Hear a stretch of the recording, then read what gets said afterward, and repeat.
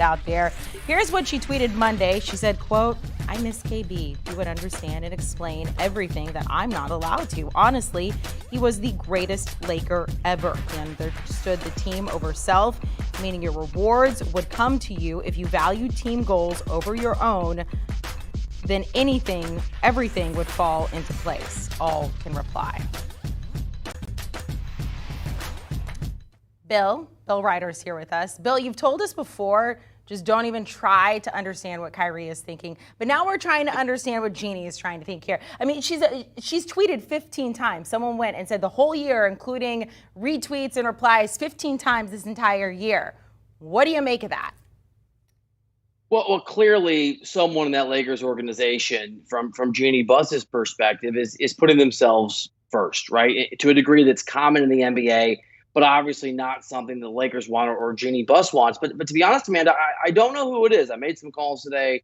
I talked to some Lakers officials and some sources, and what I got back was she clearly misses Kobe Bryant, and you can read between the lines on the rest, which is they're trying to bring in Kyrie Irving. They're trying to move out Russell Westbrook. And I think I mostly just take her at face value. Jeanie's, I think, a really good owner. She's still trying to get her arms around what it is to be in charge of this organization. She took over from her brother 4 or 5 years ago. They've had some ups, they've had some downs. And I think this is her, as is the case in 2022 with a lot of famous people who have social media, grappling with some of the things behind the scenes in a somewhat public, if, as you said, very nebulous way. So do you think that's where we're going to see him? Well, like for me, it's always, look, talking to sources, people certainly think that's the most likely outcome. And looking at the odds, right, the offshore booking odds, that's where Vegas or Vegas adjacent institutions think that he's going to be. I think it's highly likely. If the Lakers are willing to attach 1 or 2 first-round future picks to that Russell Westbrook contract to move him out, then I think it becomes a totally different situation. They certainly see a possibility to be competitive again in a shorter window if they bring Kyrie in. Who knows what's going to happen? You said it. When it comes to Kyrie Irving, I'm done pretending I know because it is scary territory trying to climb into that dude's brain. But I think that's the most likely outcome. All right. We're going to talk about destinations for Kevin Durant here. We gave you 2 choices. We said most realistic and most chaotic destination. And my producer said initially we we're going to do realistic. He wants to start with the chaos here. What is the most chaotic destination for Kevin Durant? All right. So there's a lot of chaotic destinations. And I actually think, so we'll get to the one that I think is going to happen, which is the one that I think is going to happen. But there's a wide spectrum of actual possibilities here. That question, chaos, is not, I think, academic. There's a lot of things that could happen that would be pretty bizarre and pretty crazy. Here's the one that I think is the most insane that could happen. That's the Los Angeles Lakers. The odds aren't impossible on that front. They're not likely. But just talking to people around the NBA and really playing water cooler gossip games, Amanda, where could he go? What could he do? If, and again, it's an if, the Lakers are willing to attach enough picks, they move on from that Russell Westbrook contract, which is really the albatross that keeps them from being flexible and bringing somebody in. I know Kevin Durant makes, what I think is $8 million more per year than Kyrie Irving, but suddenly the world opens up a little bit. Now, talking to sources, and this is certainly a known reality, Kevin Durant and LeBron James don't dislike each other, but they're not close friends. They never pine to play together.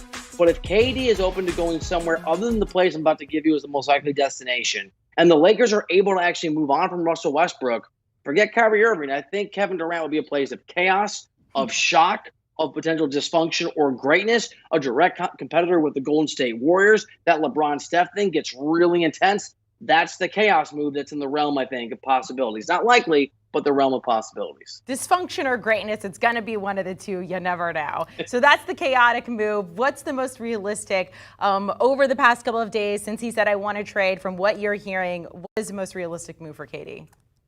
I hate this answer because as I've written about over at the website at cbssports.com, I don't think Kevin Durant deserves to demand where he goes for a lot of reasons. They're obvious. He's got 4 years left on his contract.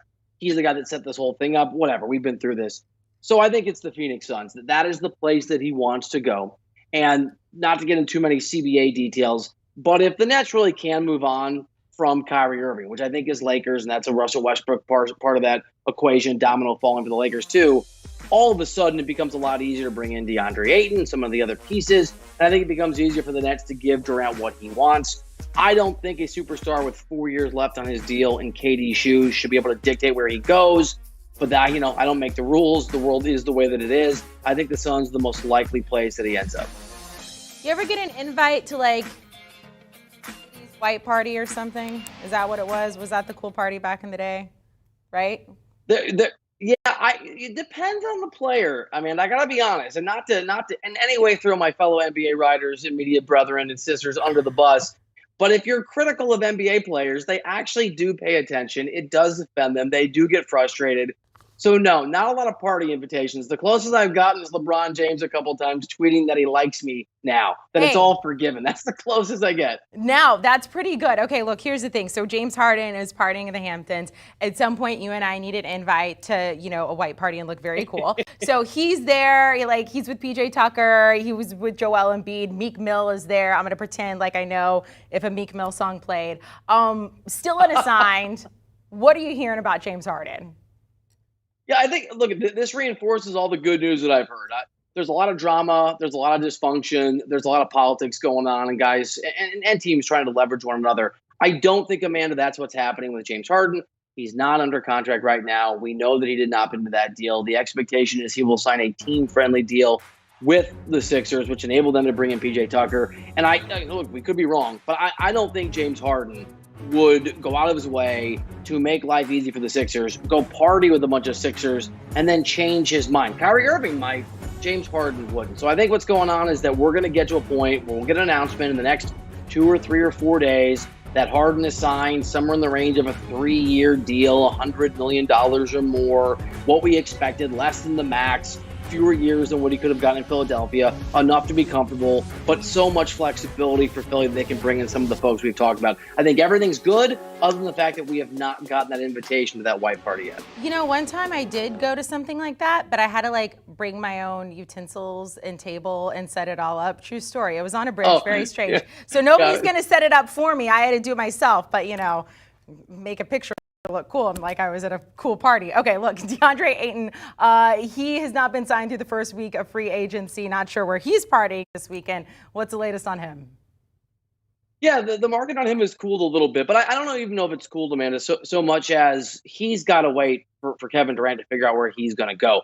Any team that thinks they have a shot at Kevin Durant, they're not going to waste their space on DeAndre Ayton. And obviously, DeAndre Ayton plays, or at least currently last was with the Phoenix Suns. He could be a part of a sign-and trade. If the Suns are going to bring in Durant, Ayton's going to be a part of that deal one way or another with either 2 teams or with 3. And the fact, again, going back to what we talked about, the fact that Kyrie Irving is probably going to move on, that creates enough cap space that maybe there's a situation where even in a sign-and trade, which hard caps the team that receives the player, so the Nets would be hard capped if they did a sign-and trade for DeAndre Ayton. It's a lot easier to make that math work if Kyrie and Durant go away. It's a whole bunch of words to say. I think he's going to be a Brooklyn Net. I think that's the most likely outcome. But again, there's a lot of chaos out there. I think there's a lot of possible branches on this tree. There could be 5 or 6 places he end up. It wouldn't shock me. But if I was putting money down, which I've been known to do, Brooklyn's the place I would bet on. What about Colin Sexton coming off that torn meniscus? Darius Garland got a little bit of money from them. What can we expect with Colin Sexton? Yeah, Garland got paid, and good for him. I understand the logic behind people who question whether or not Sexton and Garland can fit together. They play the same position. But to a degree, if you look at Atlanta, so do DeJounte Murray and Trae Young. I could go through the history of the NBA in the last 10 years, really starting with LeBron and Dwayne Wade. Not the same position per se, but both had to have the ball in their hands, and the offense basically ran through them. The point is, I think you can collect talent in the modern NBA, so I take the head of basketball operations, Kobe Altman, at his word when he has said in the last few months that Sexton is a part of the culture. He's important. Now they've given him a qualifying offer. We'll see what the market bears now. He's a restricted free agent as a result. But I think the most likely place that he's at, Amanda, remains Cleveland. They're ambitious. I think they're willing to go into that luxury tax if they have to. They're not there yet. And I think that barring a max deal, which I can't imagine Colin Sexton's going to get, I think that this is an organization, the Cavaliers, that believes an important cog in what they do. They already like what they have. Maybe more. Maybe more than a cog. I think he stays in Cleveland and is part of a renaissance post LeBron James.